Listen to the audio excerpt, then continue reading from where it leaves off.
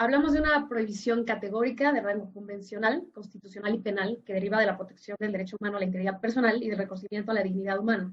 Quizá la forma más fácil de analizar su significado es retomando los elementos de la definición adoptada por las convenciones internacionales sobre la materia, la de Naciones Unidas de 1984 y la Interamericana de 1987. Así, al hablar de tortura, nos referimos a la prohibición de todo acto realizado intencionalmente para infligir penas o sufrimientos físicos o mentales en una persona. Estas prácticas, prohibidas por Jus Cogens a nivel internacional y reflejadas en los principios más básicos de las constituciones modernas, pueden estar motivadas por diversas causas. Por ejemplo, en el marco de una investigación criminal pueden utilizarse como medio de coacción para obtener una confesión o también para extraer información por parte de una persona incriminada o de un tercero. Pero la tortura puede ocurrir fuera del contexto de un proceso criminal. Puede ser simplemente infligida como castigo personal o como medio intimidatorio. En general y por razones históricas se ha entendido que tales formas de sufrimiento son cometidas por personas en el ejercicio de funciones públicas, pero hoy también se entiende que lo pueden cometer particulares por instigación de un funcionario público, con su consentimiento o aquiescencia. Ahora, un acto de tortura no necesariamente tiene que causar dolor físico o angustia psíquica para ser tal. Esta también puede ser cualquier acto que busque anular la personalidad de la víctima o disminuir su capacidad física o mental. A grandes rasgos, esa es la definición de tortura. Bueno, la prohibición de la tortura es una conquista del paradigma constitucional y de derechos humanos. Yo diría que está anclado en el pensamiento ilustrado y humanista, crítico de los abusos que fueron permitidos por el derecho históricamente y hasta antes del siglo XIX. Desde 1993, la Constitución mexicana prohíbe expresamente la tortura en su artículo 20, pero desde la promulgación del texto original de 1917, e incluso desde el texto del 57, el artículo 22 prohíbe cualquier clase de tormento y otros tratos crueles e inhumanos. Ahora, la idea que justifica la prohibición hoy parece bastante simple, debido a que todas las personas merecen un trato igualmente digno. Nadie puede, ni por la acusación más seria, ser objeto de tratos crueles e inhumanos. Es decir, dado que hay crueldad enforzada al ser humano a padecer sufrimiento, todas y todos merecemos, sin discriminación, estar libres de maltrato. Entonces, hay un valor intrínseco en su protección, pero también se justifica por la inutilidad de sus consecuencias prácticas. Por ejemplo, si una persona admite su culpabilidad en la comisión de un crimen por haber sido torturada, no es posible atribuir credibilidad a esa supuesta confesión. No es posible hablar de la obtención de verdad, mucho menos de reparación o de protección a las víctimas. Así, si esta práctica fuese válida, personas inocentes admitirían su culpabilidad solo para dejar de sufrir y entonces quedarían injustamente condenadas. El derecho penal no gana nada con eso. Ahora, así como hay un consenso global hoy, al menos a nivel normativo, que no práctico, acerca de por qué estas prácticas deben estar absolutamente vedadas, lo cierto es que históricamente la tortura fue un mecanismo ampliamente utilizado. Las técnicas que se usaban alcanzaron un nivel de sofisticación inenarrable. Se pensaba que ningún inocente se declararía culpable y que soportaría grandes cantidades de dolor con tal de reivindicar su defensa.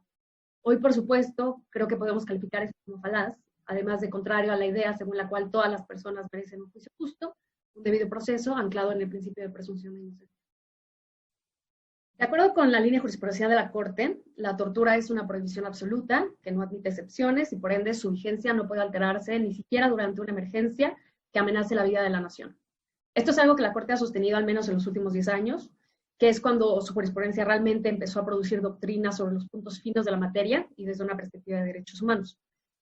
Incluso esa evolución jurisprudencial ha fluido de manera bastante acelerada en la décima época. Yo diría que empezando por el amparo en revisión 703 de 2012, en el cual la Sala consideró que la prohibición de la tortura es un derecho que pertenece al dominio del Jus Cogens internacional, y aclaró que sus consecuencias impactan en dos vertientes, como violación de derechos humanos y como delito. ¿Qué implica esto? Básicamente que las autoridades deben ver qué consecuencias prácticas tiene la denuncia de tortura para efectos del proceso penal, qué pruebas deben ser invalidadas, qué remedios procesales existen para evitar el castigo de un inocente. En esto, las autoridades deben seguir los lineamientos del Protocolo de Estambul, tan pronto tengan noticia del delito o cuando ellos mismos observen de oficio huellas de una probable tortura. Por otro lado, la Corte ha dejado claro que la tortura no está sujeto a condiciones de preclusión. Además, la persona incriminada no tiene por qué soportar la carga de la prueba. En cuanto a medidas reparadoras, destaca lo resuelto en el amparo directo en revisión 65-64 de 2015, donde la Sala precisó que la reposición de procedimientos solo es conducente cuando el Estado ha obtenido una confesión o cualquier manifestación incriminatoria de la persona acusada en un proceso penal. Esto es, a muy grandes rasgos, el estatus de la doctrina imperante, definen el significado de la tortura y el alcance de su prohibición, pero el material es muy rico y vale la pena explorarlo cuidadosamente. Bueno, en los últimos años, con la crisis de seguridad que afrontan diversos países, ya sea por el terrorismo o el combate al crimen organizado, han surgido posiciones que han defendido la posibilidad de que los estados acudan a ciertos mecanismos que provocan dolor físico en aras de supuestamente encontrar la verdad o prevenir daños más graves. Pero también han surgido posiciones críticas. Por ejemplo, el profesor Jeremy Waldron ha respondido a estas inquietudes argumentando por qué la prohibición de la tortura es un arquetipo legal. Esto es, por qué no es una regla ordinaria, sino que resulta emblemática para trazar una línea entre el barbarismo y el derecho. De este modo, yo diría que, pese a todas las protecciones internacionales que existen, aún queda mucho trabajo jurídico por hacer. ¿Qué áreas podemos trabajar? Creo que una jurisprudencia robusta en temas de debido proceso, en materia penal, es lo que permite superar ciertas inercias del pasado. Los derechos del debido proceso penal, la defensa adecuada, la presunción de inocencia, el derecho a no autoincriminarse, son los mejores aliados para la protección contra la tortura. Y en los últimos años, la Corte ha encontrado eslabones conceptuales entre todos estos derechos, llegando, gracias a ello, a desconocer doctrina de mediados del siglo XX, según la cual la primera declaración de la persona era válida por el solo hecho de ser la primera y por no haber recibido aleccionamiento, aun cuando se identificaban patrones de coacción.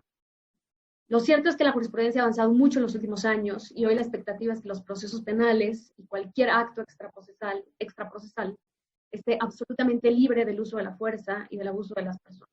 Suprema Corte, el poder de la justicia.